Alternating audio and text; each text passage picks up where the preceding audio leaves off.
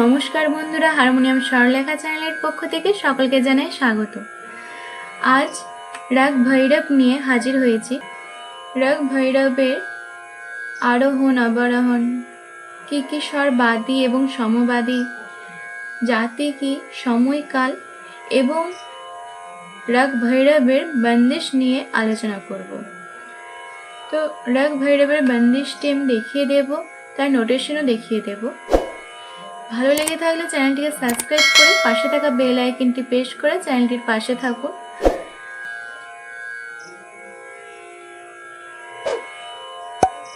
যদি কারোর কাজে এসে থাকে তো অবশ্যই শেয়ার করে দেবেন। ভিডিওটি ভালো লাগলে অবশ্যই লাইক করবেন। তো চলুন, রাগ ভৈরব এটি আমি এক তালের ওপর দেখাচ্ছি এবং বি ফ্ল্যাট স্কেলে দেখাচ্ছি। আপনারা আপনাদের পছন্দ মতো স্কেলে গানটি তুলে নেবেন। প্রথমত বলি, রাগ ভৈরব গাওয়ার সময় হচ্ছে প্রাতকাল, মানে ভোরবেলা, এবং এর বাদী স্বর ধা এবং সমবাদী রে। রাগ ভৈরবের জাতি সম্পূর্ণ, এর প্রকৃতি শান্ত। রাগ ভৈরবের আরোহণ অবরোহণ আমি দেখিয়ে দিচ্ছি, পাকারও দেখিয়ে দিচ্ছি। রাগ ভৈরবে শুধুমাত্র রে এবং ধা কোমল লাগে, বাকি সব স্বরই শুদ্ধ। তো দেখিয়ে দিই প্রথমে আরোহণ অবরোহণ।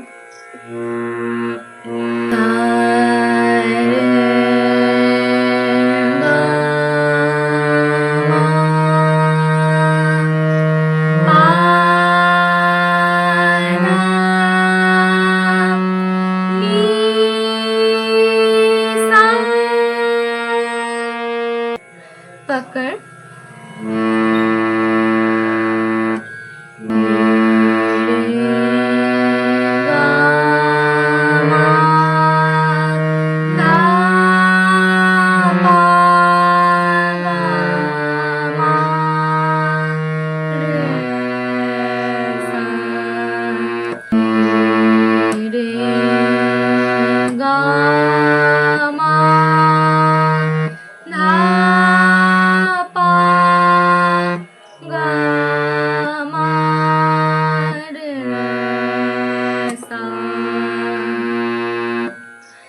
তো এই হলো পাকড়। আরোহণ অবরোহণ পাকড় থেকেই চলেন তৈরি হয়। তো এবার আসি বন্দিশে। যে বন্দিশের স্বরলিপি আপনাদের দেখাবো, বন্দিশটি হলো উঠত বাজা মুরলি আজা। যে কোনো রাগের বন্দিশে দুটি স্তবক থাকে, স্থায়ী এবং অন্তরা। খুব কম সংখ্যক রাগেতে তিনটে স্তবক দেখা যায়। তো বেশিরভাগই রাগে দুটি স্তবক, সেটা হলো স্থায়ী এবং অন্তরা। তো চলুন স্বরলিপি দেখিয়ে দিই। শুরু হচ্ছে পা থেকে।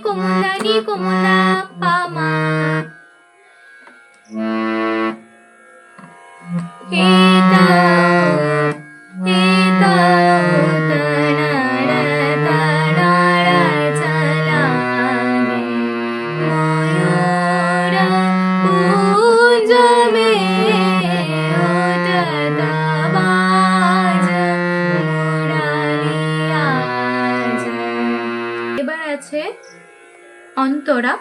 অন্তরাতে আছে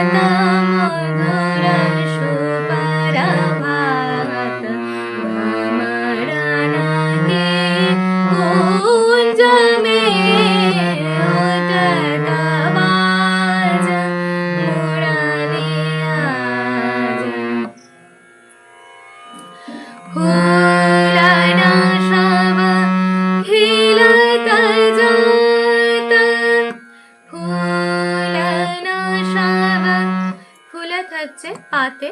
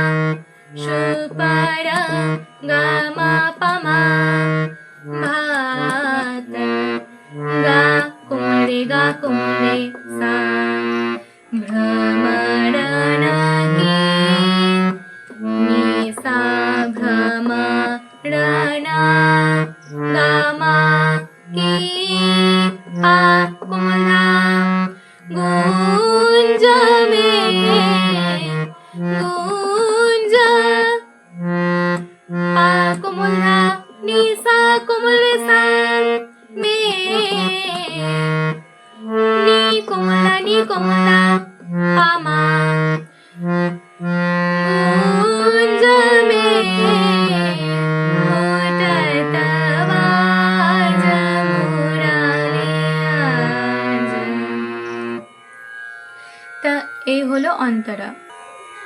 স্থায়ী এবং অন্তরা গাওয়ার পর বিস্তার হবে। কিছু বিস্তার গাওয়ার পর আমরা তানে যাব। 6 মাত্রা, 12 মাত্রা, 16 মাত্রা। তো এইভাবে আমরা কিছু তান করব এবং কিছু তান করার পর যখন আমরা বন্দিশটাকে শেষ করবার সময় অবশ্যই তেহাই করতে হবে। তো তেহাইটা আমি দেখিয়ে দিচ্ছি।